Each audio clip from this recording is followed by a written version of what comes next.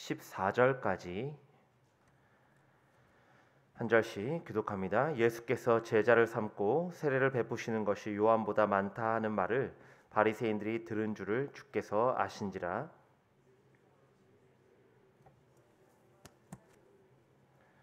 유대를 떠나사 다시 갈릴리로 가실새 사마리아에 있는 수가라 하는 동네에 이르시니 야곱이 그 아들 요셉에게 준 땅이 가깝고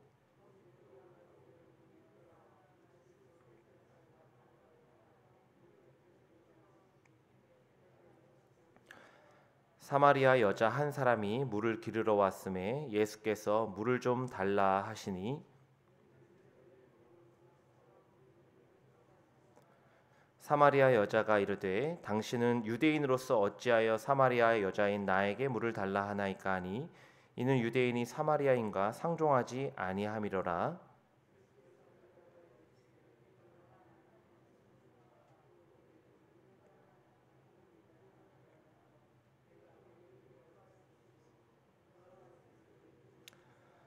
여자가 이르되 주여 물 기를 그릇도 없고 이 우물은 깊은데 어디서 당신이 그 생수를 얻겠사옵나이까?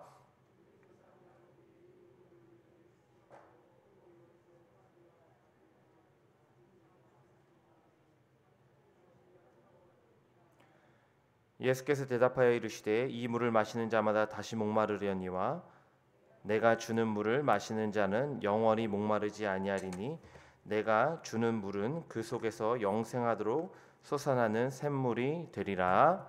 아멘. 생수가 필요합니다라는 제목으로 말씀을 전하겠습니다. 오늘 본문은 예수님이 사마리아 여인과 만나시는 본문의 앞부분인데요. 이 이야기는 3장의 니고데모와 만난 예수님 이야기와 대조를 이루고 있습니다. 니고데모는 아시다시피 남성이고 또 유대인 중에 유대인, 바리새인이고 또 가장 높은 종교 지도자였죠. 예수님은 밤에 찾아온 그를 만났습니다.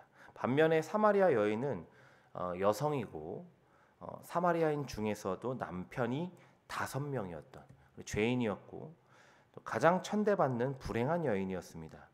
예수님은 낮에 그 여인을 찾아가셨죠.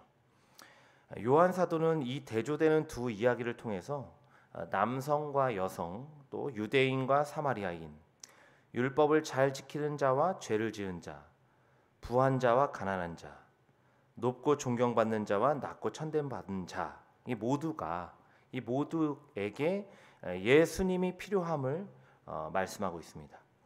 오늘 본문 1절부터 6절까지는 이야기의 서론인데요. 1절부터 3절에 의하면 예수님이 이 바리새인들을 피해서 유대를 떠나 갈릴리로 돌아가고자 하셨죠. 그런데 요한은 4절에 그 예수님의 여행 일정에 대해서 이렇게 묘사하고 있습니다. 사마리아를 통과하여야 하겠는지라. 사마리아를 통과하여야 하겠는지라. 여기에 히브리어 조동사 데이가 사용되었는데요. 이 동사는 영어로 치면 must입니다. must. 그러니까 반드시 해야 한다라는 강조법이죠. 즉 예수님께서는 반드시 이 사마리아를 통과하셔야겠다는 그런 의지를 가지고 must 그것을 가지고 이 길을 가신 거죠. 사실 당시에 많은 유대인들이 사마리아를 통과하지 않고 요단강을 건너서 우회하여 갈릴리로 가곤 했습니다. 종교적으로는 이제 정결하지 못한 땅을 밟지 않는다 이런 이유도 있었고요. 또 안전상으로도 이 유대인과 사마리아의 사람들과 사이가 좋지 않다 보니까 좀 피해서 위험하기 때문에 피해서 다닌 이유도 있습니다. 하지만 예수님은 굳이 이제 사마리아를 통과하는 길을 선택하셨죠. 아니 반드시 그곳을 통과하셔야만 했습니다. 왜냐하면 사마리아 여인이죠. 이 한 사마리아 여인을 만나기 위한 하나님의 계획을 실행하셔야 했기 때문입니다. 예수님은 사마리아 땅에서도 이 수가라는 동네에 이르시죠. 5절에 보면 이곳은 야곱이 그 아들 요셉에게 준 땅과 가까웠습니다. 창세기 48장에 의하면 야곱이 요셉에게 준 땅은 세겜이죠. 세겜. 이 세겜은 야곱의 딸 딥나 사건이 벌어진 곳이죠. 그리고 하몰에게서 산 땅입니다. 그리고 나중에는 요셉의 유해가 이제 세겜에 묻히게 되기도 하는데요.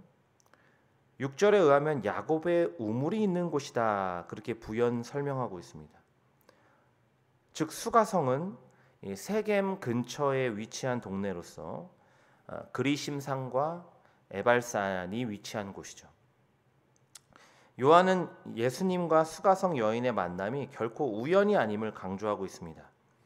또한 만난 장소에 대해서 이 12지파, 이스라엘의 12지파를 대표하는 이게 야곱이잖아요. 그러니까 야곱을 두 번이나 강조함으로써 그곳이 본래는 거룩한 곳이다, 이걸 드러내고 있는 겁니다.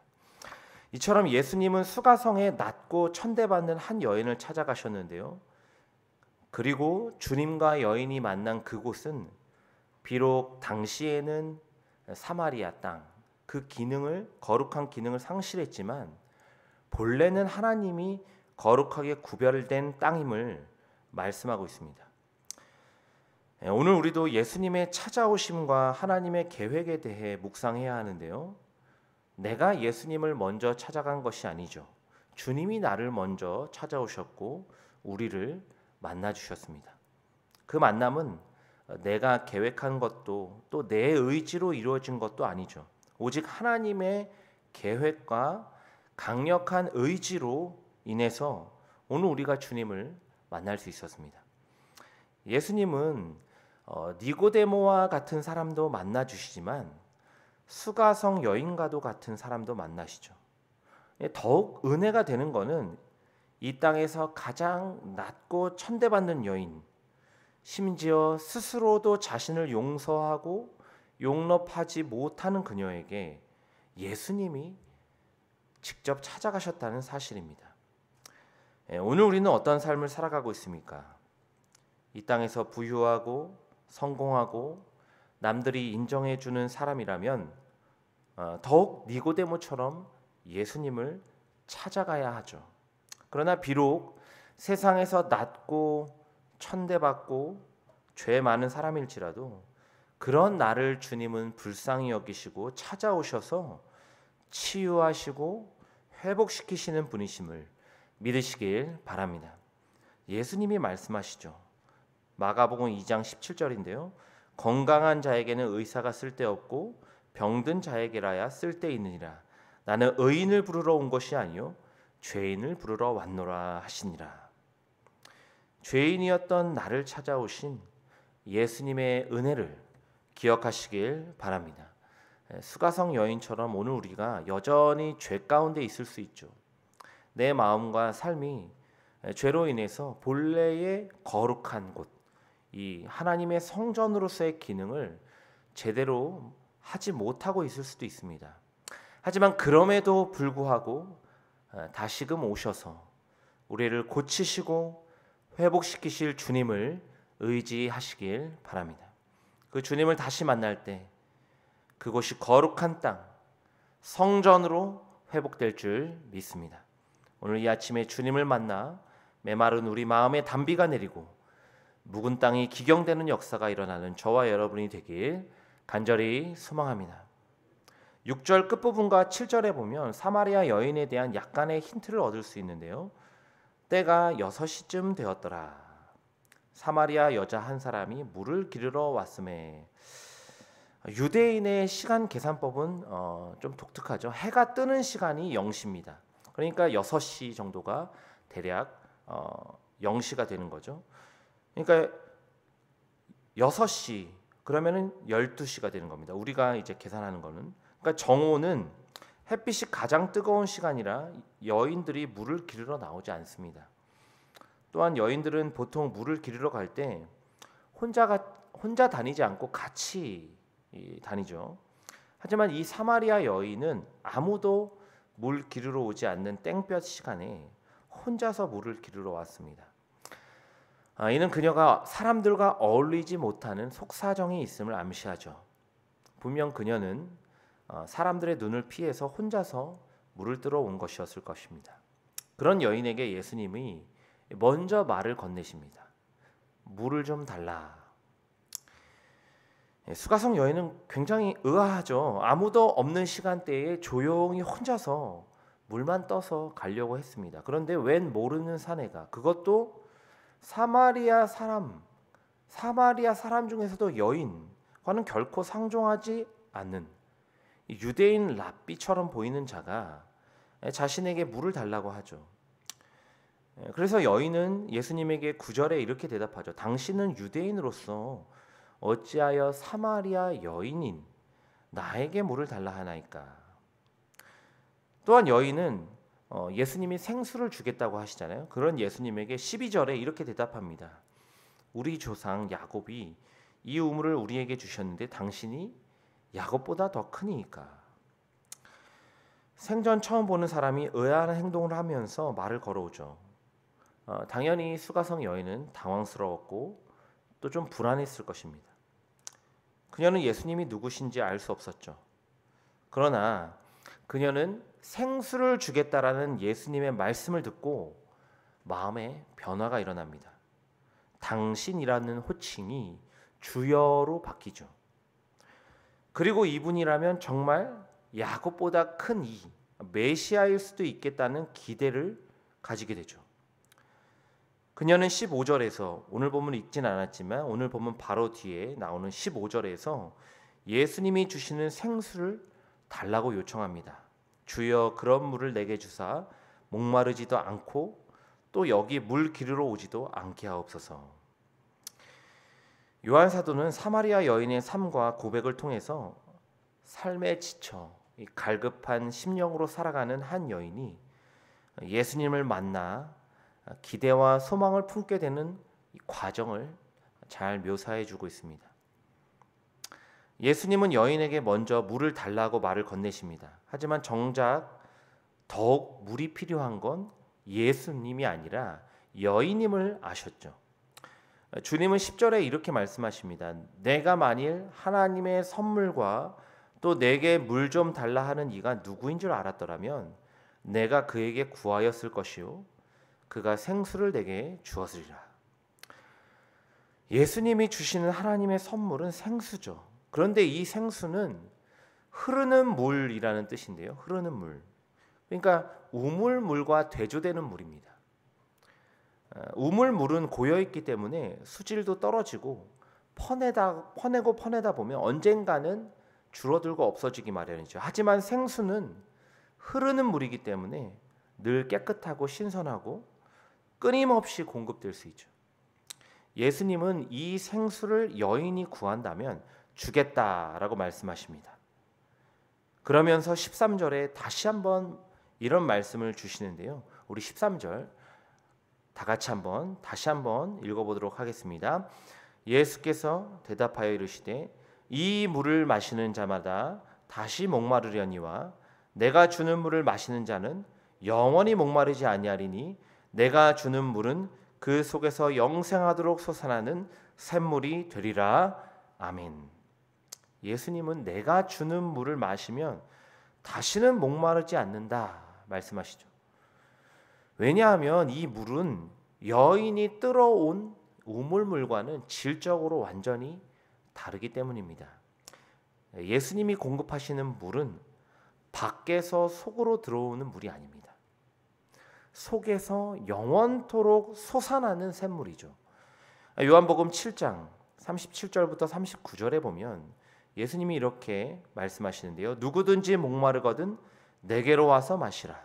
나를 믿는 자는 성경의 이름과 같이 그 배에서 생수의 강이 흘러 나오리라 하시니 이는 그를 믿는 자들이 받을 성령을 가리켜 말씀하신 것이라. 예수님은 모든 죄를 정결하게 씻기시는 물이요 또 영원토록 목마르지 않는 샘물인 성령을 보내시는 분이시죠.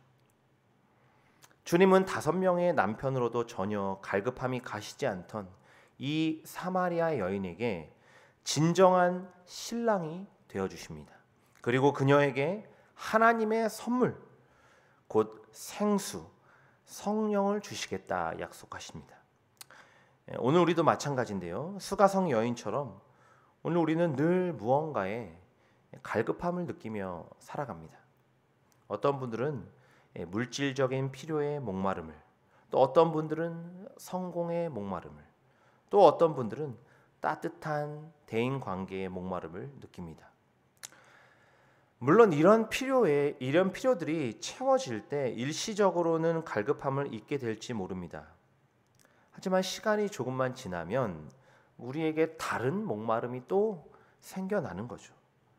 결국 돈과 성공, 심지어 사람 관계조차도 우리의 영적 갈급함을 근본적으로 해결해주는 생수가 되지 못하죠.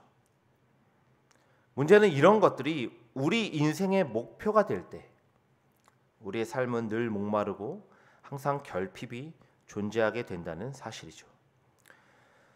오늘 우리가 생수의 공급자이신 예수님께 나아가길 소원합니다.